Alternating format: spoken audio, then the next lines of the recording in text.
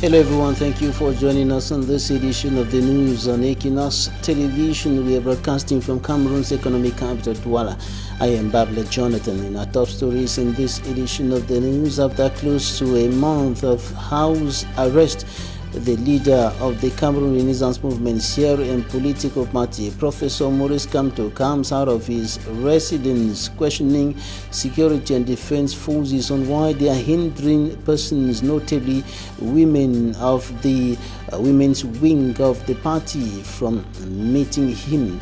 Details in this edition of the news. And in the southwest region of the Republic of Cameroon, Victor Kelengo is ousted from the post of city mayor of Kumba. A rerun of the election left him on the failure side today.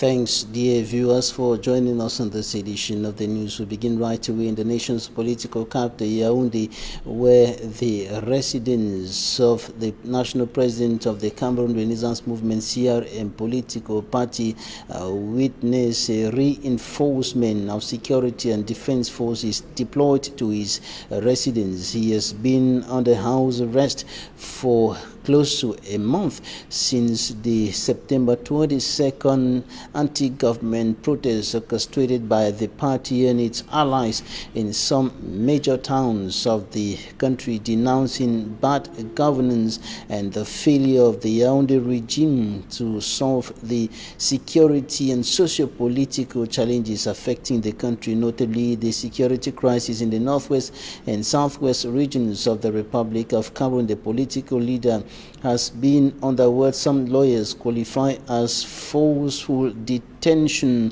for close to a month, and today security and defense forces were redeployed in their numbers to his residence ahead of the visit of members of the women's wing of the CRM political party who wanted to meet the national president. And he came out of his residence today for the first time since September 22nd, 2020 to meet the women, and also he went questioning the security and defense forces on why they are hindering people from visiting him, notably the women of the CRM political party. We'll be bringing to you updates on that in our subsequent news editions. Now to the southwest region of the Republic of Cameroon, Victor Kelengo has been ousted from the post of city mayor of Kumba in the Kmer division. The former government delegate of the Kumba City Council, who won the election, has been ousted during a rerun of the election, and now there is a new city mayor in the town of Kumba. We have details with Simanji Gabriel. There were many Kumba inhabitants who were present at the premises of the Kumba City Council located in the Commercial Avenue. They all came to witness the election of the new city mayor, whose stakes were high. In front of the eligible voters, Gregory Ntamayog Mewanu and outgoing city mayor Victor Kelengo were battling for the lone seat a second time this year. Before they could ever go to the elections proper, primaries took place, which saw Gregory Ntamayog Mewanu beating Victor Kelengo by 42 votes to 33. According to the electoral code, if someone had an absolute majority over another in the primaries, elections were not supposed to continue. Asked to have a consensus by the supervisor of the exercise, Minister Paul Tasson, both rejected. And in the course of the nomination exercise by councillors who were present, Gregory Ntamayok Mewanu was nominated by councillors, while Victor Kelengo nominated himself. In the election that followed, Gregory Ntamayok Mewanu had 64 votes, while Victor Nkelengo had just 11 votes. One ballot was empty. 75 councillors in total were present for the vote. Gregory Ntamayok Mewanu is thus the pioneer city mayor of Kumba City Council. He will be assisted by Madame Ebanja Victorine as first deputy and Sako Maximilian as second deputy city mayor. Greg Mewanu is now the city mayor of Kumba, Meme Division, Southwest region of the Republic of Cameroon. Now we are taking you to the west region of the country, and drivers plying the road in the Bati under the Kalim subdivision in the west region of Kaus are calling on government to rescue them from the extremely bad state of the road and its consequences on the vehicles and activities. It is in this report compiled by Smanjik and Gabriel. Drivers plying the Bati Road in Galim subdivision of the West region, opening the road for their cars to pass freely. The road that has been abandoned has now become a veritable nightmare. Bati, blessed with good soil, is cursed because the road is unaccessible. I'm a full driver with my license. I have my license. Look at me. See how we're doing. I don't like trouble. This one Namawo. For what good Namawo? But see how we're doing. But for root money. For root so money. See, a full driver. Their harvests at the end of the day are abandoned in the farm because it is difficult for them to transport the produce to town. For that reason, thieves make away with their produce. They are now begging. We are pleading so the government can hear us and answer us so that we have enough road, a good road, so that we remove our food stuff and sell to the people, because there are many people who is coming here to fool us, taking our food stuff. We need some road. We don't have road. We don't have anything, and we have more food stuff to remove on this road. And the road is not enough for us to use it. We need a good road for us, so that we can remove our food stuff in this village. The road that is heading to Bati is also an access way to several towns in the southwest and littoral regions respectively. They are now urging the government to come to their rescue. Okay.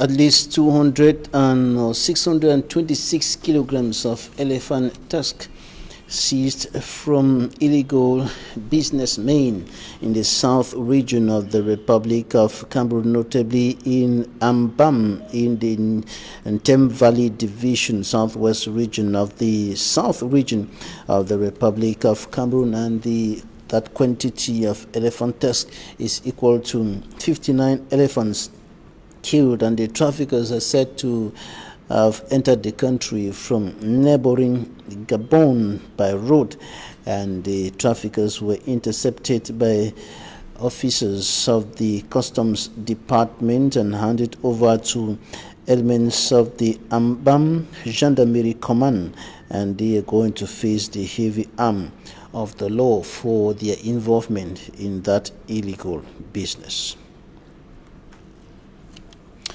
Onto something else now. We are taking you to another part of the country to talk about the situation there, and of course we're talking about Gregoire Ntamayok Mewanu, who has been elected as the pioneer city mayor of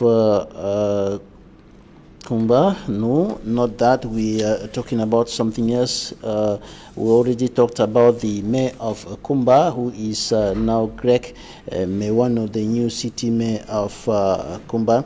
Coming up next, we take you to neighboring Nigeria, where we are going to talk about the situation there with the increasing violence in that country, the anti-SARS protests going on in neighboring Nigeria, and latest information streaming into our studios indicates that armed men have attacked a media house in the Republic of Nigeria's biggest city, Lagos, as the anti-police brutality protest continues for the second week.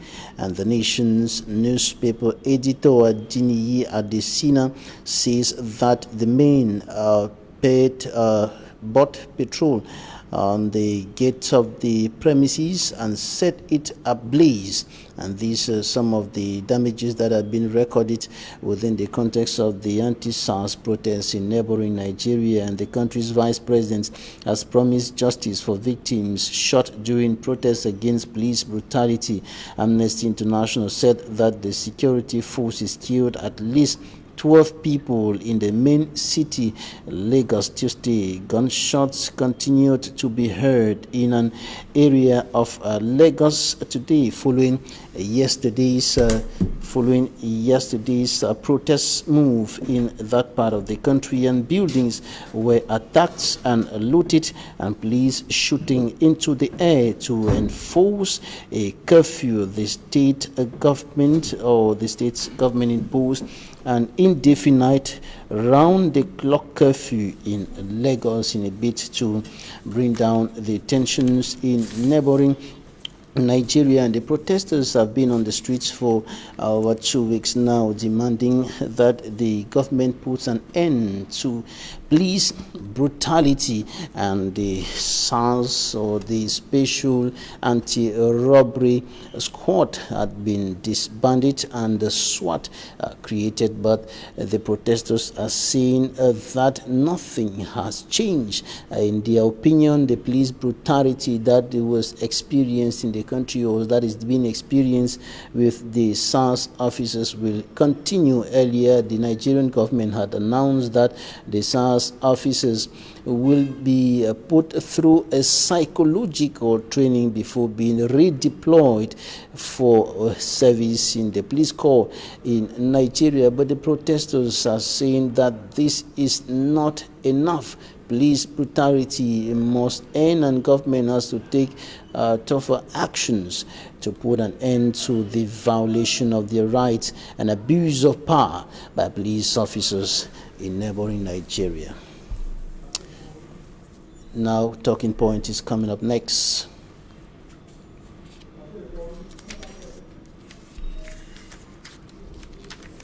Of Ngaoundéré, newly admitted students are already aware of what exactly awaits them.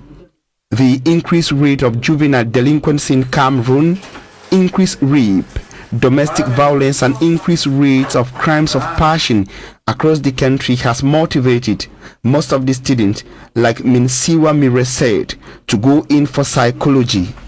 Je me disais que prendre la psychologie, je pourrais les... The first-year psychology student says she hopes to impact positive change within the Cameroonian society by building sound minds and help people in difficulties.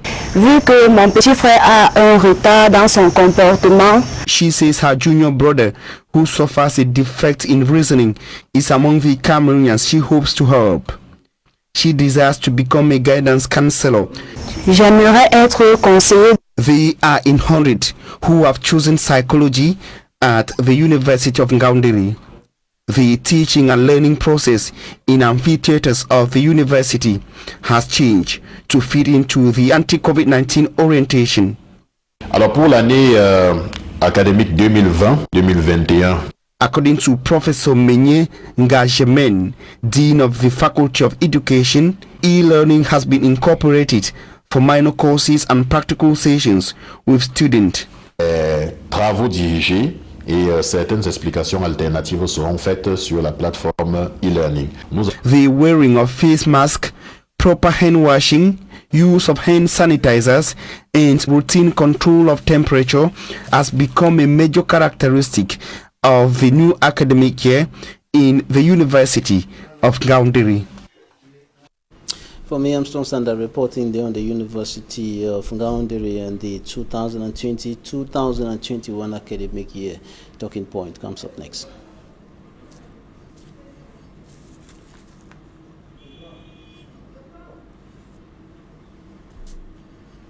In Talking Point today, we are going to be discussing the work of human rights defenders, the protection and safety of human rights defenders. Our guest is a human rights officer.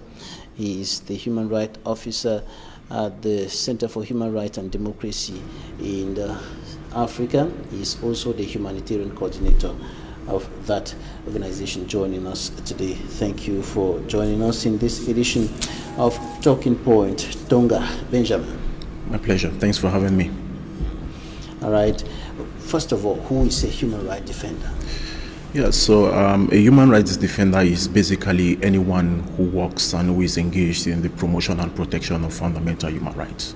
So it doesn't require any specific qualification to become a human rights defender. So you find that journalists in their rights are also human rights defenders, teachers, lawyers, it can be trade unionists, it can be environmentalists, everybody who works, within the confines and within the paradigms of the protection and promotion of fundamental human rights. It might be individually, it might be collective in an organization, and anybody who is engaged in such a venture is classified to be a human rights defender. All right.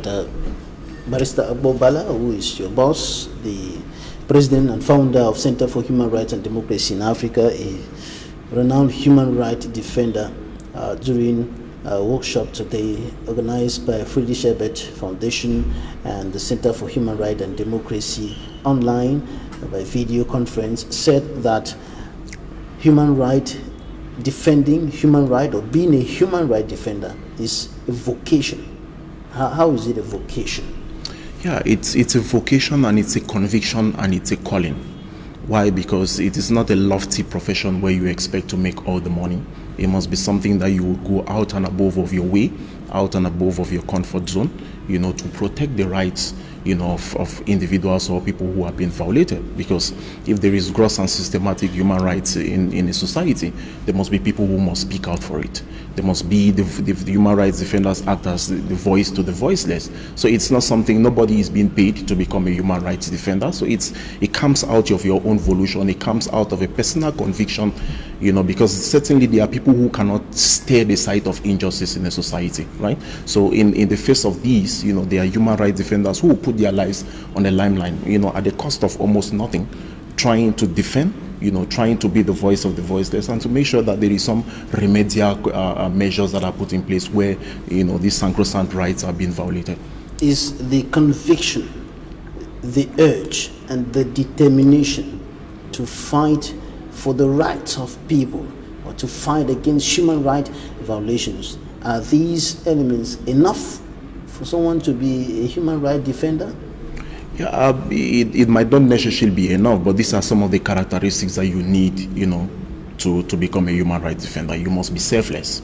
Therefore means that you must not think about your personal interests. You must be there to advocate for the rights of those who are violated, to make sure that you can bring perpetrators to book, to make sure that you can question and ask for reforms of laws, to make sure that you can advocate for better local content laws and policies, so that you can be a society that is moving towards the right direction through the respect of fundamental human rights. What about training? It is generally agreed that for anybody to be efficient, to be effective in doing whatsoever, there is need for formal or informal training, need for that person to be well equipped in order to succeed in this case, to fight for the rights of people, to fight against human rights violations. Most definitely, Babila. The training to equip human rights defenders is not something which you can sweep under the carpet. Even though you constitute yourself as an individual human rights defender, it's also important to find yourself within the block of human rights defenders. That way you can have several trainings, to give you the necessary skills that you need to protect the rights of others. Because for you to be able to protect the rights of others, you must be conversant, about the laws that are applicable, the human rights laws that are applicable, for you to be able to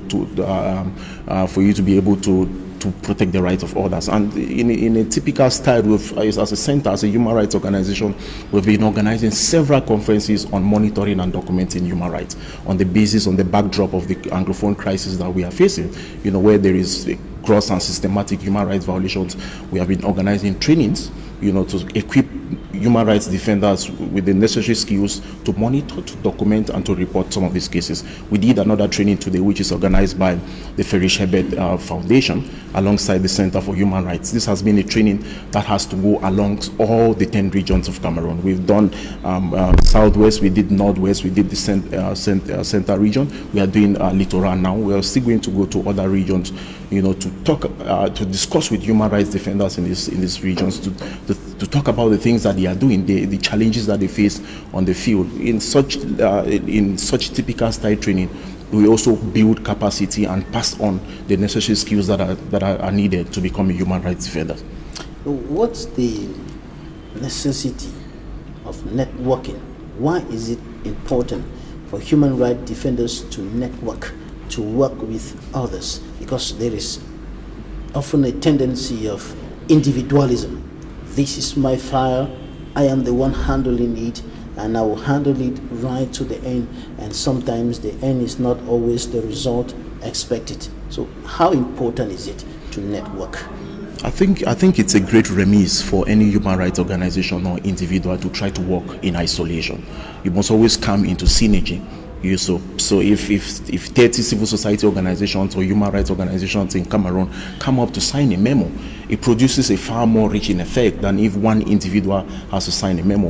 I think that we must devolve from this PhD mentality of pulling him or her down. And if you are a real human rights defender, the most important thing is not about you being the one to make mention about the violations.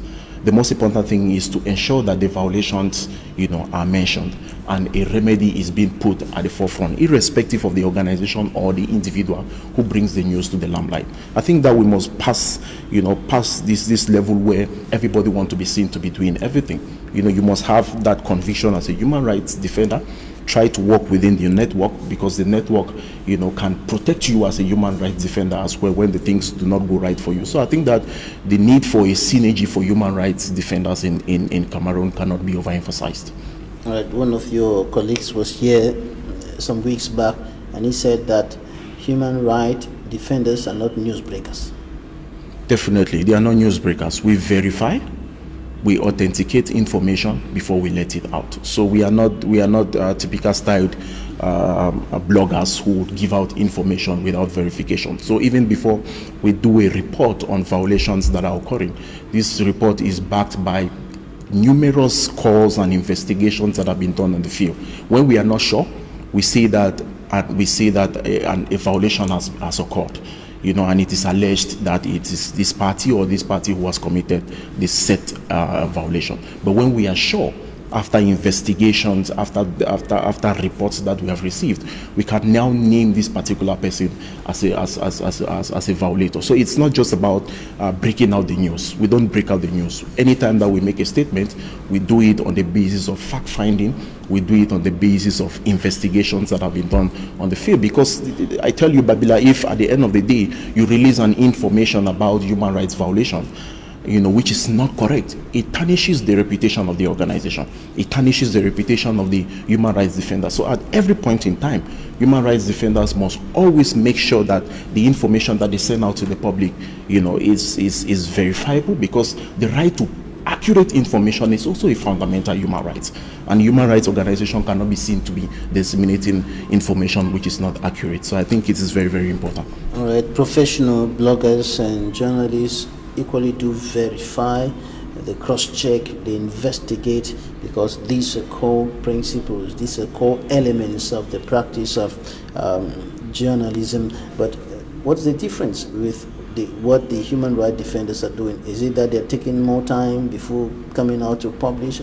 Yes, most definitely. They take more time. You can see, I give you a classical example, the Gabo massacre. It happened, and then several days after and weeks after, that is when human rights organization, or specifically so speaking, the Center for Human Rights, which was the organization that made the first public statement, I think, about the Gabo massacre. It was backed by several investigations, several reports that have been done. We made several calls to people who were on ground before we released the report. So we will not necessarily break out the news just at the spur of the moment. The breaking of the news or the dissemination of the reports and the information is always backed by numerous reports and investigations and documentation. And then when we are sure that this is what this particular actor is the one who committed this human rights violation, we name and we shame and we call for measures to be taken about it. But when we are not sure again, we still disseminate the information, but we put it at the end of the day that it is alleged that it was committed by these particular sets of people, because we are not sure about who did it. So we just give the information to the public. Okay, let's talk about the challenges that human rights defenders face in their daily activities. This is a very delicate activity that often has to do with, going against some authorities, some people in society who are doing one wrong thing or the other, and going against somebody, it's often not an easy task. What are the challenges that human rights defenders face within the context of Cameroon? Thank you very much for that question. I think that human rights defenders in Cameroon face enormous challenges. The challenges are as much as those who are willing to mention them.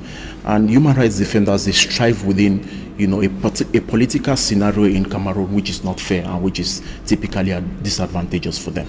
Human rights defenders strive in a society where, in Cameroon, where there is the element of the political deficit. We talk about weak institutions. We talk about the indispensable third-term syndrome. We talk about confiscation and non-contentious electoral laws. We talk about, this socio-political crisis in Anglophone Cameroon, or in English regions of Cameroon. We talk about the shrinking of the civic space, where human rights organizations or human rights individuals cannot exercise certain fundamental rights. You look at Article 2 of this December 2014 law, which talks about any form of demonstration which can be classified to be a form of terrorism. This is a shrinking of the civic space, and it hampers the work that human rights organizations are doing. And this goes against the spirit of the Constitution. It goes against international treaties which are duly signed and ratified, like the International Covenant on Civil and Political Rights. The issues of terrorism as well in the Boko Haram, with the Boko Haram in the far north, it hampers the work of human rights organizations, as the case may be. I think of Cameroon as being a country that has a compendium of all human rights violations. You want to think about it. There is racial discrimination, with many people not willing to take back an albino as a potential wife. Say the Bakore woman is a lazy person. The Bakosi woman practices witchcraft, and nobody wants to get married to that particular. That's ethnic negative ethnicity and tribalism. We brandish at the political level, we brandish it as being so nice, but certain positions are still left for particular classes of people. We think about all of this has a great impact on the work of human rights defenders, because they cannot strive in an area where there is a shrinking of the civic space. They cannot strive in an area where there is weak institutions that cannot even facilitate in the promotion and protection of fundamental human rights. When there is an indispensable syndrome, third-term syndrome, where people do not want to leave power, it becomes a big problem for human rights defenders to strive. Where there is a crisis, protracted armed violence, human rights defenders cannot carry out their activities. We think about the recent pandemic, COVID-19. It also hampers the work of human rights defenders, because they cannot go into certain places due to lockdown measures, to protect the rights of certain people. These challenges go a long way to hamper their activities, to render the activities of human rights defenders much more difficult and complicated. What about their security and safety? Their security and safety in this difficult atmosphere which you've just painted? Yeah, you know that the primary responsibility to protect human rights defenders rests with the state. So the state is the one that has the primary responsibility to protect human rights defenders, and this is founded on the basis of the United Nations Declaration on Human Rights Defenders. But the reality is that the state might be unwilling or unable, or the state itself is a perpetrator for human rights violations against, human rights defenders. So I think that human rights defenders must take the initiative individually or collectively as an organization to safeguard themselves. It is very, very justifiable to safeguard and protect human rights defenders, because these are like the watchmen over the city. When everybody else is asleep, human rights defenders are awake, trying to see that rights and obligations are met within the society. So they face these numerous challenges, and it's very, very important. We think about safe spaces for human rights defenders. We do not have that in Cameroon. When the life of a human rights defender is threatened, we think about safe spaces. We do not have that in Cameroon. So those are the justifications. And human rights defenders in their work, because you can only be a human rights defender when you are alive. So when you are dead, you cannot be a human rights defender. It doesn't help the human rights cause. So in as much as we are committed to protecting fundamental human rights, we must also. I was going to ask you. Yeah, That's about the state. Yes. Now about the individuals. What are they expected to do? What are some of the precautions that they are expected to take while going on with the fight for the rights of people? I think that you, as a human rights defender, you must take initiatives for your own personal security. You must take initiative, and some of those personal security measures are something that perhaps I would not like to say here on air as a human rights defender, because it remains something which is like a secret for human rights defenders on how to meander their way through, amidst some of the things that they do. But I think that human rights defenders have that responsibility, to take protection measures against themselves. It might not just be individually. Organizations also have the responsibility to protect their members who are human rights defenders in the line of the work that they do.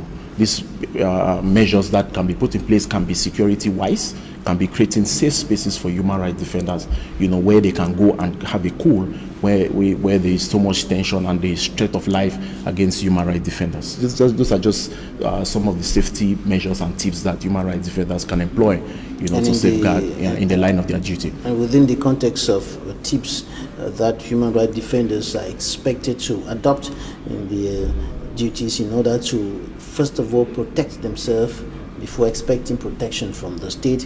One of the speakers in today's session of the 3-day webinar organized by Friedrich Ebert and the Center for Human Rights and Democracy in Africa, Norman Taku, said that it is good for human rights defenders to have cordial relationships with the authorities, the police or the security and defense forces, and the administrative authorities.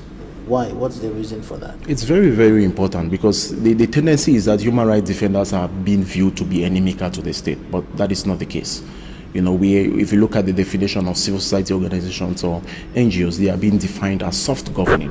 It means that they are also a prototype of the government. They are also a prototype of governing. It therefore means that we are not inimical to the police officers, or you must create that necessary relationship with the local authorities, with the security forces who are in place, Because when we think about human rights violations, it is not only the security forces or who commit human rights violations. Other people commit human rights violations.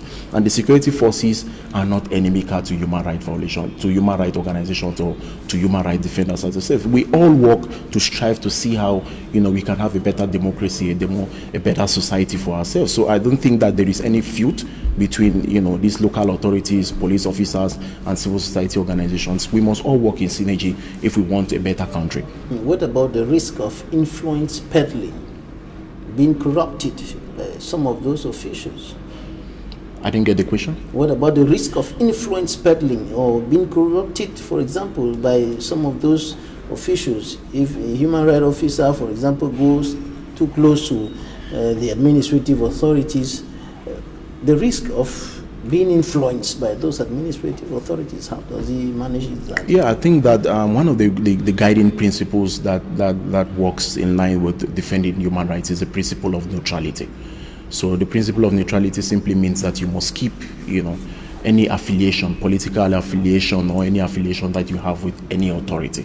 So I think that human rights defenders must carve this niche for themselves, this mandate of being neutral at every point in time, to not, bypass. The main goal is to protect and defend the rights of vulnerable people, of people whose rights have been violated, to ensure that perhaps they can effectively ventilate their rights through the legal window. It is not to coerce with public officials, is not to enter into relations with public officials or multinational companies, as the case may be.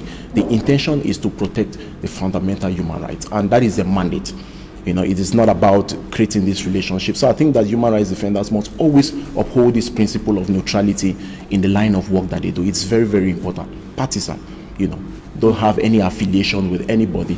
Be committed to doing the work that you're doing, you know, for posterity's sake. Some of you human rights defenders are accused of inflating figures, aggravating situations in your reports for some personal gains and things like that. And the government officials who say this think that human rights defenders, human rights organizations live on that. If there are no crises, they will not exist.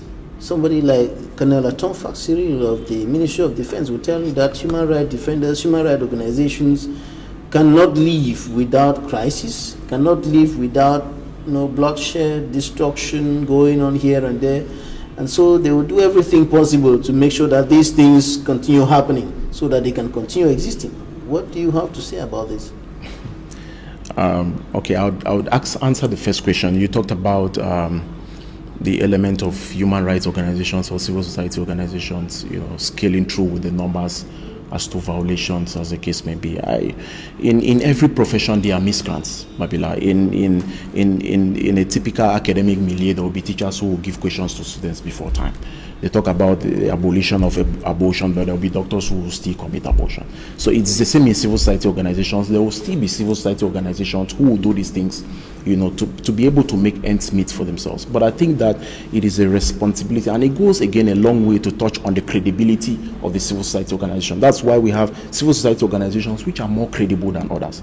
If we, as an organization, for instance, publish a report, you know, it is being used by international organizations and sometimes even by the government, you know, because I think that we have reached a certain level in terms of the credibility, because irrespective of whose ass we go, you know, irrespective of who we are going against, sometimes we publish reports against the military, and in the next week we are good in the eyes of the separatist fighters, we are bad in the eyes of the military. The next week we are publishing a report against the military, against the separatist fighters, we are good in the eyes of. So we uphold this principle of neutrality, irrespective. We are only there to, you know, to name and shame these violations, irrespective of who commits these violations, irrespective of that. And you talked about the second element of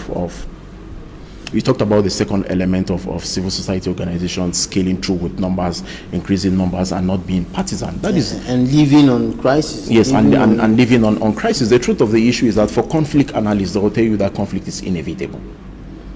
They will tell you that there can be no society without conflict, right? And there can be no society without human rights violations. There will always be these violations. Take you in your typical family setting. There will always be a family feud between a brother and a sister. Human rights defenders are always there to make sure that when these violations eventually occur, there be some element of remedial causes, some compensation which is being done to restore injured parties back to the original positions that they were before, you know, the injury committed or occurred, or before the human rights occurred. So there will always be a conflict. They will always try to limit the adverse effect of this conflict. There will always be violations, but we'll try to educate people, to sensitize people, and the intention is to bring these violations to the minimal level. Even in highly classified societies, they see the presence of human rights violations. That's to tell us that these are violations that are well and alive, and they are living amongst us as human beings. So, okay, yeah. Last thing before we go in some few seconds, human rights defenders, human rights organizations, where do they get money to carry on with all those activities, fighting for human rights and so on, sensitizing people, educating people? How do they get money to do all these things? Because this is where sometimes government authorities say you are being financed from people from outside the country who have their own objectives. Today we organized a training on human rights defenders in Douala, and we did it via Zoom. There was little or no money involved. Almost little or no money. We did it for free. Sometimes we organized trainings in Boya, in our office space, where we have a small hall where we invite 50 people. They come there. We don't give them food. We don't give them participation fee. We don't give them anything. It's done almost for free.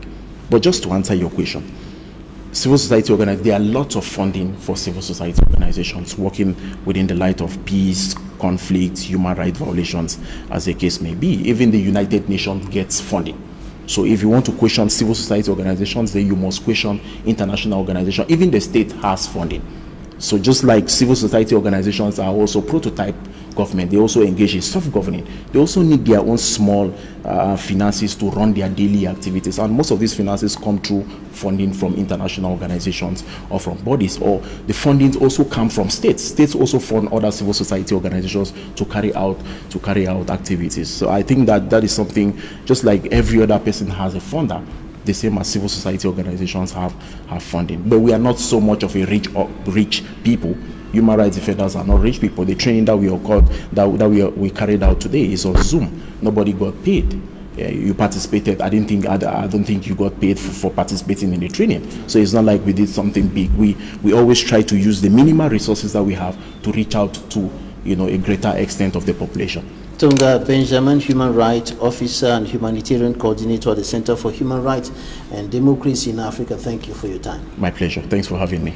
Thanks, ladies and gentlemen, for staying with us. That's it for today.